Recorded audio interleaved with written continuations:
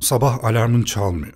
Çünkü artık uyuman ve uyanman gereken saatler sistem tarafından belirleniyor. Perdeler otomatik açılıyor ama dışarıda gökyüzü yok. Sürekli değişen reklam ekranları var.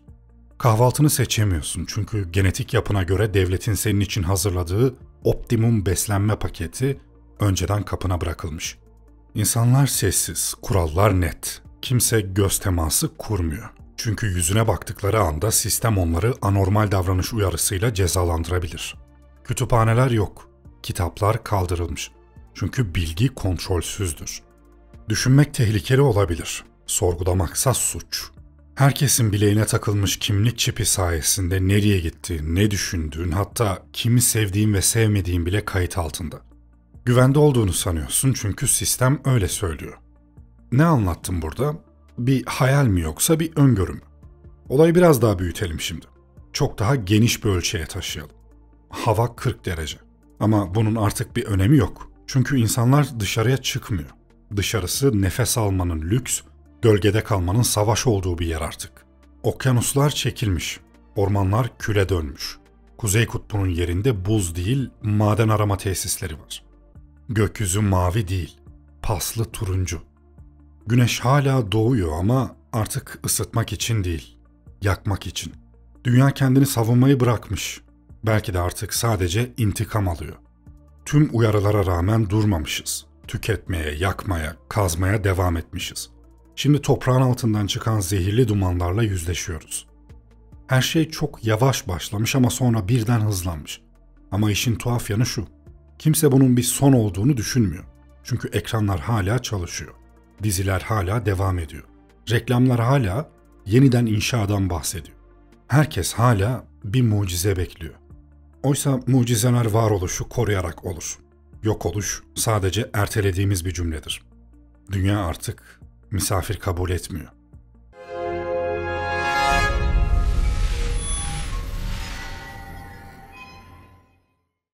Bu anlattığım hikayelerin bir özelliği vardı. Dikkatinizi çekmiştir. Bu hikayelerde mutlu sonlara rastlamıyoruz. Karanlık bir gelecekle yüzleşiyoruz. İşte buna distopya deniyor. Distopya kelime anlamıyla kötü yer demek. Ütopyanın karanlık ikizi gibi düşünebiliriz. Nasıl ki ütopya ideal ve kusursuz bir toplum tasavvurunu anlatıyorsa, distopya da bunun tam tersine işaret ediyor. Çöküş, baskı, kaos, yok oluş. Genellikle teknolojinin kontrolden çıktığı, doğanın yok edildiği, insan haklarının ayaklar altına alındığı, bireyin özgürlüğünü tamamen yitirdiği karanlık bir düzen anlatılır distopyalarda. Ve ne yazık ki bu anlatılar bazen günümüzle ürkütücü benzerlikler taşıyor. Distopyalar edebiyatta, sinemada, video oyunlarında ve hatta mimaride bile kendine yer bulmuş güçlü bir anlatım biçimidir. 1984, Fahrenheit 451, Brave New World gibi romanlar bu türün edebiyattaki öncüleriydi.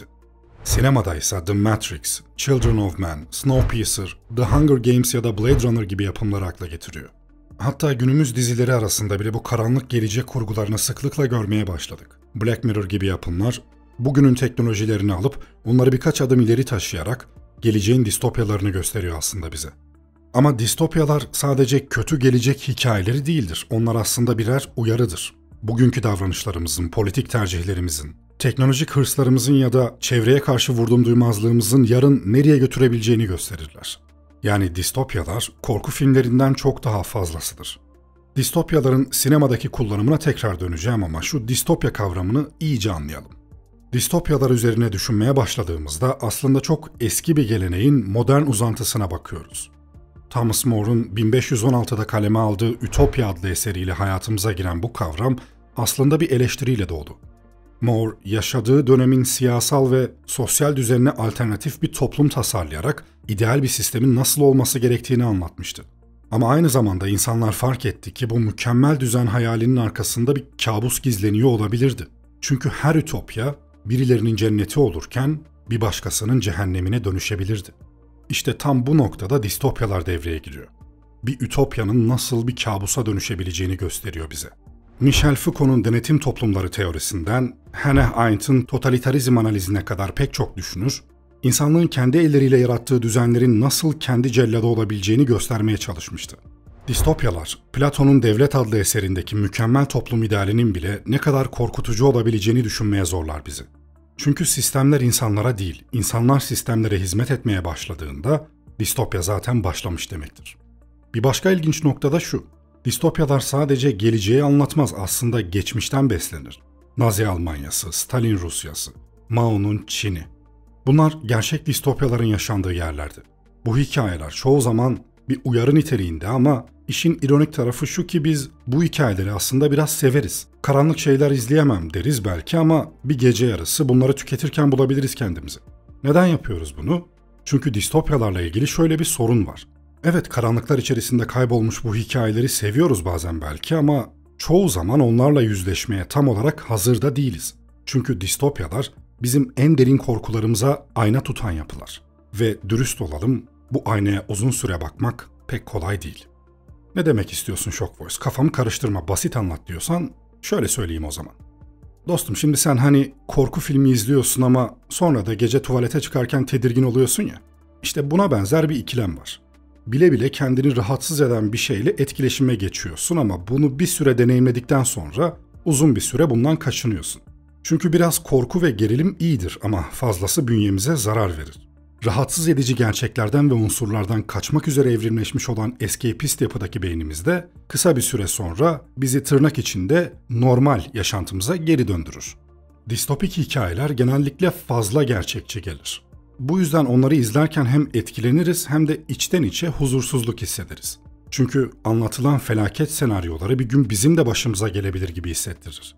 Teknoloji kontrolden çıkarsa, doğa tamamen yok olursa, toplum otoriter bir yapının pençesinde ezilirse. Evet, olabilir. Hatta bazılarına göre oluyor bile. İşte bu yüzden Hollywood gibi dev anlatım makineleri distopyayı anlatırken çoğu zaman tam distopyaya cesaret edemez. İzleyiciye karanlığı gösterir ama sonunda mutlaka küçük bir umut ışığı bırakır. Kahraman bir çıkış yolu bulur. İnsanlık her şeyin içinden sıyrılıp hayatta kalmayı bir şekilde başarır. Çünkü seyirci koltuğundan kalkarken yine de umut var demek ister. Aksi takdirde o koltuktan bir yükle kalkar. Ve gişede bunu kimse istemez. Dikkat edin, Oscar kazanan filmlerin çoğu ya bir kurtuluş hikayesi anlatır ya da en azından trajedinin içinde bir anlam ve umut sunar. Oysa mutlak distopyalar, yani tamamen karanlık sona eren hikayeler genellikle ödüllerle değil, kült takipçilerle yetinir. Mesela Ridley Scott'ın 1982 yapımı Blade Runner filmi, bilim kurgu sinemasının dönüm noktalarından biriydi. Ama bu filmin ilginç bir tarafı var. Olaylar bir distopyada geçmesine rağmen filmin sonu zamanla değiştirilmişti. Orijinal versiyonda film fazla karanlık bir tonda sona eriyordu. O yüzden Hollywood filmin sonuna umut veren bir dokunuş yapmayı uygun gördü. O yüzden bu filmin pek çok versiyonu var. Yani ne oldu? Filmin felsefi derinliği, karanlık ve sorgulayıcı finali gişe kaygısı uğruna törpülendi. Ridley Scott daha sonra kendi Director's Cut versiyonunu yayınlamıştı ve o umut dolu sonu finalden çıkarmıştı. Çünkü asıl vermek istediği mesaj o karanlığın içinde saklıydı. Yani bir hikayeyi etkileyici yapan şey onun doğruluğu ya da anlatım gücü değildir sadece. Onunla ne kadar baş edebileceğimiz de önemli. Distopyalar bu yüzden hem sevilir hem kaçınılır. Gözümüzü dikerek izleriz ama sonra belki bir komedi açıp dengeyi kurmaya çalışırız. Çünkü her ne kadar felaket senaryolarını izlemeyi sevsek de gerçekte yaşamak istemeyiz onları. Bu da insan doğasının tuhaf ve anlaşılabilir bir yönü. Korkudan kaçarken korkunun tam ortasına yürümek. Belki de en korkutucu distopyalar sadece bir hayal ürünü değil, olasılık dahilindekilerdir. Yani bilimsel verilere dayanan, insanlık olarak göz göre göre ilerlediğimiz ve önlem alınmadığında bizi bekleyen muhtemel sonlar da var. Mesela iklim çöküşü ve ekosistem felaketi. Dünyanın sonunu getirecek en muhtemel senaryo bu olabilir. Küresel ısınma artık sadece kutup aylarının sorunu değil. Kuraklık, deniz seviyelerinin yükselmesi, tarımın çökmesi, su savaşları ve göç krizleriyle birlikte toplumsal düzeni tamamen yıkabilecek bir domino etkisi yaratılabilir. Dünya yaşanabilir olmaktan çıkarsa teknoloji ne kadar ilerlerse ilerlesin kaçacak bir yerimiz olmayacak. İkincisi ve yine çok muhtemel gördüğüm bir senaryoda yapay zekanın kontrolden çıkması. Yapay zekalar daha şimdiden bankacılıktan sanata kadar her alanda yer almaya başladı. Peki ya bir gün kendi kararlarını vermeye başlarlarsa? Bizim verimlilik adına geliştirdiğimiz sistemlerin bizi bir hata olarak görmesi ve ortadan kaldırmayı seçmesi durumunda işler nereye doğru ilerler? Isaac Asimov'un 3 robot yasasını çiğneyecek bir bilinç doğduğunda artık çok geç olabilir. Bir diğer senaryo biyoteknik manipülasyon ve genetik ayrımcılık. Gen düzenleme teknolojileri harika gelişmeler vaat ediyor ama bu teknolojiler sınırlı ellerde toplandığında ne olacak? İnsanları sınıflara ayıran genetik elitizmin doğduğu bir toplumda genetik olarak kusurlu sayılanlar ikinci sınıf vatandaş haline gelecek. Yani distopya doğuştan gelen kaderin modern hali olur. Dördüncüsü nükleer felaket veya savaşlar. Soğuk Savaş'ın sona ermesiyle unuttuk belki ama dünyanın pek çok yerinde hala kırmızı butonlar duruyor. Küçük bir yanlış anlama veya kontrolsüz bir lider ve dünya bir anda radyoaktif bir çöl haline gelir. Üstelik bu sadece fiziksel değil, ekolojik ve sosyolojik bir yok oluşu da getirir. Daha sonra pandemiler ve biyolojik silahlar meselesi var. Covid-19 bize küçük bir fragman göstermişti. Çabuk unuttuk ama ya bu sadece başlangıçsa, doğada var olan ya da laboratuvarda üretilmiş bir virüs bağışıklık sistemimizin tanımadığı bir düşman haline gelirse? Modern toplumun hızlı ve yoğun yapısı bu tarz salgınların yayılması için biçilmiş kaftan.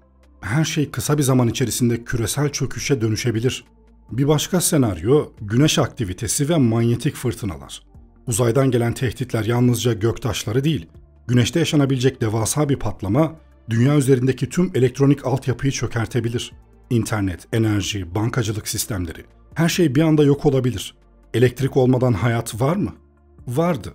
Ama o zaman yıl 2025 değildi. Her şey bir yana, evrenin termodinamik ölümü yani entropi var.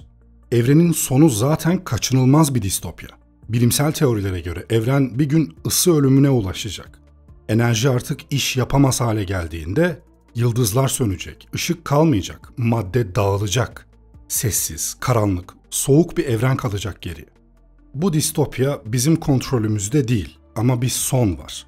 Hem de mutlak bir son. Belki de tam da bu yüzden her şeyin geçici olduğunu bilmek her anı daha kıymetli kılıyor. Her kahkahayı, her sarılmayı, her karanlıktan sonra doğan güneşi. Distopyalar bize sadece karanlık gelecekleri değil, bugünün değerlerini de gösteriyor. Çünkü henüz hiçbir şey için geç değil. Henüz yaşıyoruz, hissediyoruz, düşünebiliyoruz. O yüzden bir sonraki adımımızı, söylediğimiz bir sözü, vereceğimiz bir kararı seçerken belki de şunu hatırlamamız lazım. Bir gün her şey bitecek ama o gün gelene kadar her şey mümkün.